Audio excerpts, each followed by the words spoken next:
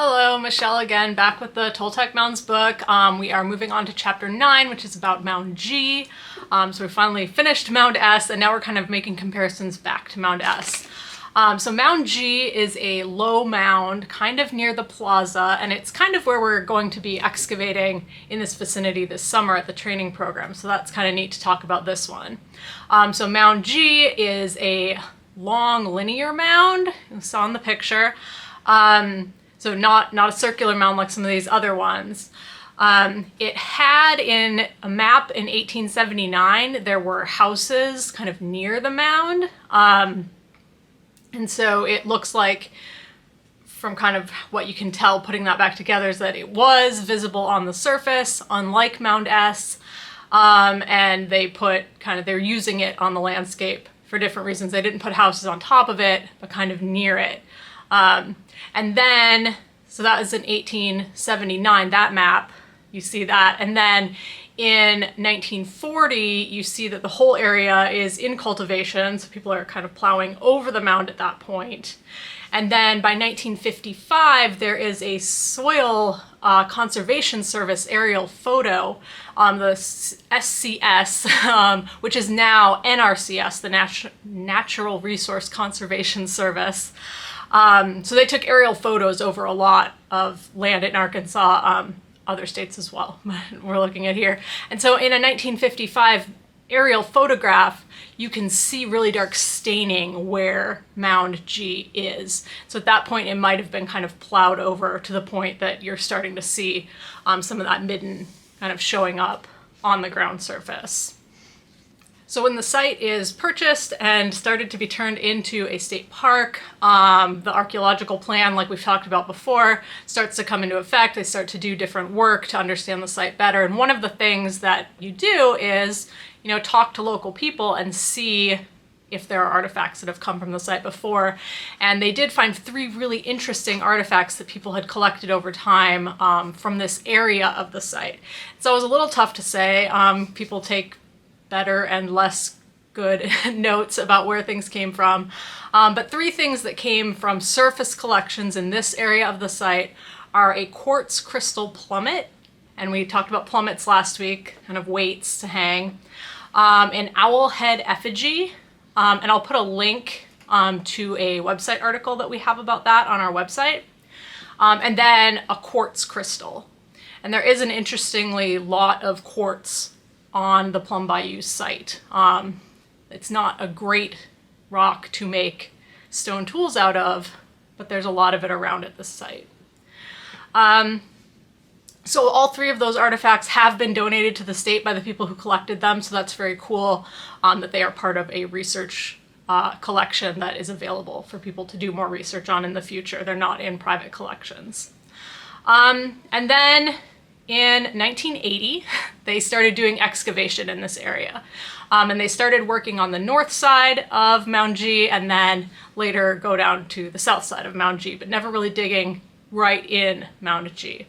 So in 1980, they do that excavation on the north side and they see that there's a really fairly thick layer of midden, about 20 centimeters thick,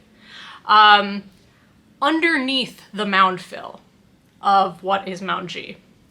And they see this mound fill on top of it, and they can see that it does not have a lot of artifacts in it, doesn't have many artifacts, and it's a different color than that midden that's below it, but what they don't see is any of that basket loading to build the mound like we saw in some of Mound S, so you could see the individual baskets of dirt put in. So you do not see that at this mound in Mound G.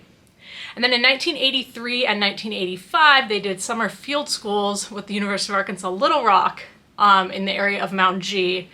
And again, they did not see that you could see that basket loading, but they did find a really interesting kind of semicircle, and I'll show a drawing of it here. And they think that that's kind of the edge of a structure. And then inside of that structure, and you saw it on that picture there, is a circle that might be a post hole, because it's kind of inside the outline of that structure. And so they didn't dig more than this, so they don't know that that stain makes a full circle, but if you were to follow it out, it would make a fairly big circle, which could be some sort of building. And that building is completely underneath that mound fill that's over the top of it. So the building would have been there before the mound was there. All right, so what are we finding artifact-wise? So ceramics, a lot the same as Mound S. So we've got incised ceramics, punctated ceramics, plain ceramics, and red painted ceramics, all with grog temper. And then there is still a little bit of shell-tempered pottery being found as well. Some decorated, some plain. Lithics, again, a lot of the same stuff. There are 55 tools that were found, a lot of them made of novaculite. And then 43 utilized flakes. So flakes that were then like resharpened a little bit to use right then and there, not a full formed point per se. There's a lot of quartz debitage as well. So no actual tools made of quartz, but there are a lot of pieces of quartz around. And then what are we finding? So arrow points, knives, bifaces, and perforators. And all of those were found at Mound S as well. Kind of a more interesting thing is there were a lot of groundstone and pecked tools here. And we do have a video on our YouTube channel about ground and pecked stone.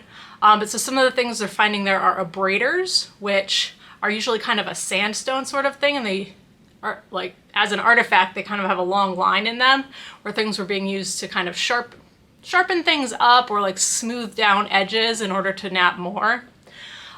We find pitted stone. They found pipe fragments, and then they found a disc as well, a disc made of stone. So animal bone wise, they did find quite a lot of animal bone, a lot of it not burned. But one interesting thing is they found a fragment with red paint on it, but apparently it was so fragmentary that they can't tell anything besides that it's bone. But it's very interesting that it has that red pigment on there.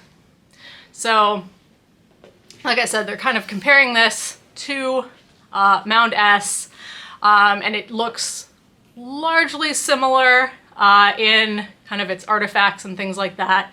Big difference being those basket loads, right? So we saw those in Mound S and you do not see them here. What they do seem to see is that the mound at some point, either by plowing or maybe more purposeful pushing, has kind of been pushed off to the east of the site a little bit. And so they're finding a lot more artifacts kind of on the east part of the mound than on the actual mound area itself. And so it kind of appears that the mound fill doesn't have artifacts in it, but what we may be seeing there is that the top of the mound fill did have artifacts, and those have been pushed off and plowed away over time. And so what's left of the mound fill was lower down and put in place and then kind of underneath those top layers, so it does not have a lot of artifacts in it anymore.